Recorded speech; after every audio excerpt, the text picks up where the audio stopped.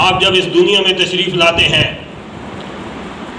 تو ہر طرف اجالا ہو گیا، نور ہو گیا، روشنیاں پھیل گئیں، اور فارس کے اندر جو آگ جل رہی تھی وہ آگ بجھ گئی۔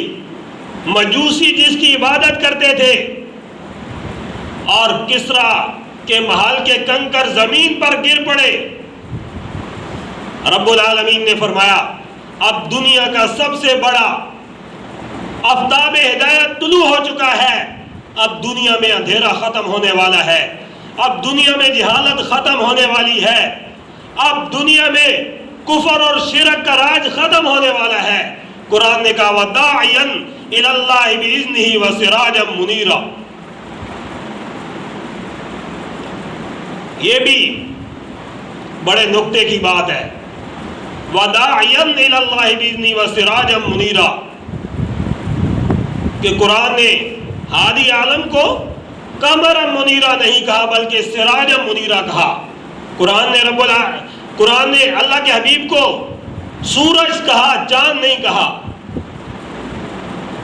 قاری محمد طیب صاحب محتمم دارالعلوم دیوبند، انہوں نے ایک کتاب لکھی ہے اس پر، آفتاب ہدایت۔ فرماتے ہیں کہ رب العالمین نے آپ کو قمرا منیرا نہیں کہا بلکہ سراجا منیرا کہا۔ چاند اس وجہ سے نہیں کہا کہ چاند ایک تو روشنی لینے میں سورج کا محتاج ہوتا ہے، دوسرا آپ دیکھتے ہیں کہ جب 14ویں کا چاند چڑھا ہوا ہو باہر تو آپ کو روشنی نظر آئے گی، لیکن آپ کمرے کے اندر چلے جائیں، کمرے کا دروازہ بند کر دیں تو کمرے کے اندر آپ کو روشنی نظر نہیں آئے گی۔ رب العالمین نے آپ کو سراجا منیرا کہا۔ چاند چڑھا ہوا ہو آپ دروازہ بند کر لیں تو آپ کو روشنی کمرے میں نظر نہیں آئے گی، لیکن جب سورج چڑھا ہوا ہو تو آپ دروازے بند کر لیں، آپ کھڑکیاں بند کر لیں، ساری چیزیں بند ہونے کے باوجود آپ کو روشنی کمرے میں ضرور نظر آئے گی۔ اس وجہ سے سراجا منیرا کہا کہ ہدایت کا سب سے بڑا سورج اب دنیا میں طلوع ہو چکا ہے۔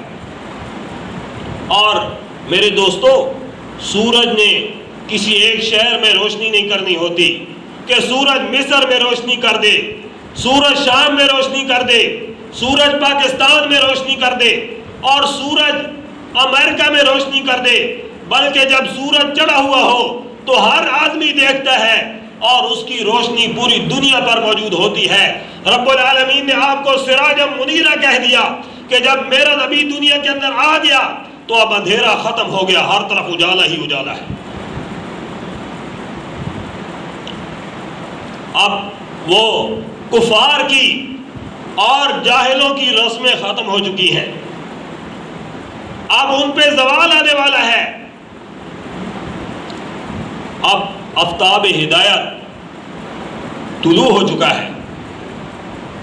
جب آپ دنیا میں نہیں آئے تھے تو ہر طرف جہالت تھی، ہر طرف کفر اور شرک کا اندھیرا تھا، لوگ بتوں کی عبادت کرتے تھے، کفر اور شرک میں ڈوبے ہوئے تھے، چھوٹی چھوٹی باتوں پر آپس میں ان کی لڑائیاں ہوتی تھیں اور کئی سال تک ان کی لڑائیاں آپس میں چلتی رہتی تھیں اور قتل و غارت بہت زیادہ تھی۔ لیکن جب میرا نبی آ گیا تو میرے نبی نے سب اندھیروں کو ختم کر کے اجالا کر دیا۔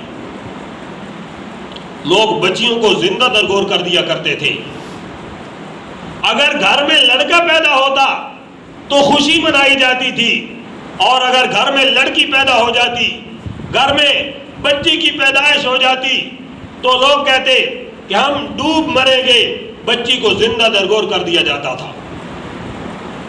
بچیوں کی کوئی حیثیت نہیں تھی، عورتوں کی کوئی عزت نہیں تھی، عورتوں کو کوئی مقام نہیں دیا جاتا تھا۔ آج بھی یورپ اور دوسرے ممالک ہمارے خلاف پروپیگنڈا کرتے ہیں کہ اسلام نے عورت کو کوئی عزت نہیں دی ہے، اسلام نے عورت کو کوئی حیثیت نہیں دی ہے، اسلام میں عورت کا کوئی مقام نہیں ہے، اسلام میں عورت کی کوئی حیثیت نہیں ہے۔ لیکن میرے دوستو، میرے نبی نے جتنی عورت کو عزت دی ہے دنیا کی کسی مذہب نے نہیں دی ہے۔ میرے نبی نے فرمایا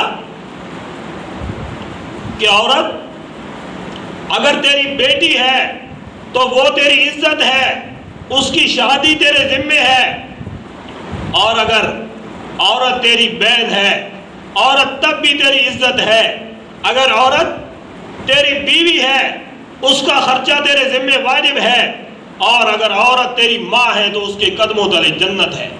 یہ میرے نبی نے بتایا، یہ اس سراج منیرہ نے بتایا۔ آپ کی آمد سے پہلے عورتوں کو دھکے دیے جاتے تھے، عورتوں کو مارا جاتا تھا، عورتوں کو لہو لہان کیا جاتا تھا، عورتوں کو گھر سے نکال دیا جاتا تھا، عورتوں کو خاص دنوں کے اندر درختوں کے ساتھ باندھ دیا جاتا تھا، عورتوں کو وراثت کے اندر کوئی حصہ نہیں دیا جاتا تھا۔ لیکن میرے نبی نے عورت کے حقوق بتائے، میرے نبی نے عورت کو عزت دی۔ میرے نبی نے کہا جو آدمی اپنی 2 بیٹیوں کی شادی کر دے گا میں اس کو جنت کی ضمانت دیتا ہوں، اور قیامت کے دن میرے ساتھ ایسے کھڑا ہوگا۔ اس وجہ سے قرآن نے کہا وَدَاعِيًا إِلَى اللَّهِ بِإِذْنِهِ وَسِرَاجًا مُنِيرًا، اور یہ دنیا کا سب سے بڑا ہدایت کا نور جب اپنی آنکھیں کھولتا ہے، جب اس دنیا میں تشریف لے کر آئے تو حضرت عبد المطلب بڑی خوشی ہوتی ہے کہ میرا پوتا پیدا ہوا ہے۔ ابو طالب فخر محسوس کرنے لگے کہ میرا بھتیجا پیدا ہوا ہے، اور عبد المطلب ان کو اٹھا کر گلیوں کے اندر پھرتے ہیں، اور لوگ جوگ در جوگ دیکھنے کے لیے آتے ہیں۔ لوگ عبد المطلب کی طرف نظر نہیں کرتے بلکہ لوگ آپ کی طرف نظر کرتے ہیں۔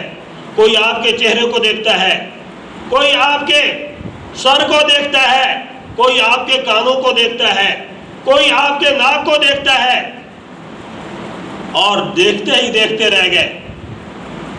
ابو طالب گلیوں میں اٹھا کر پھرتے ہیں، اور آپ کے جسم سے خوشبو آتی ہے، دور سے لوگ آپ کی طرف دوڑ کر آتے ہیں۔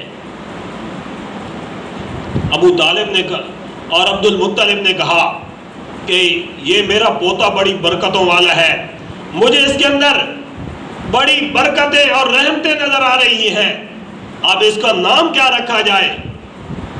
میرے دوستو، نام تو اور بھی بڑے تھے۔ عبد المطلب نے کہا کہ نام وہ رکھا جائے اس سے پہلے کسی ہستی کا نام نہ ہو، اس سے پہلے کسی شخصیت کا وہ نام نہ ہو۔ عبد المطلب نے کہا اس کا نام محمد ہوگا۔ محمد کا معنی ایک احمد ہے اور ایک محمد ہے۔ احمد کا معنی تعریف کرنے والا، اور محمد کا معنی تعریف کیا ہوا۔ آسمانوں پر آپ کا نام احمد ہے اور زمین پر آپ کا نام محمد ہے۔ محمد کا معنی کہ ساری دنیا اس کی تعریفیں کر کر کے تھک جائے لیکن اس کی تعریف ختم نہ ہو۔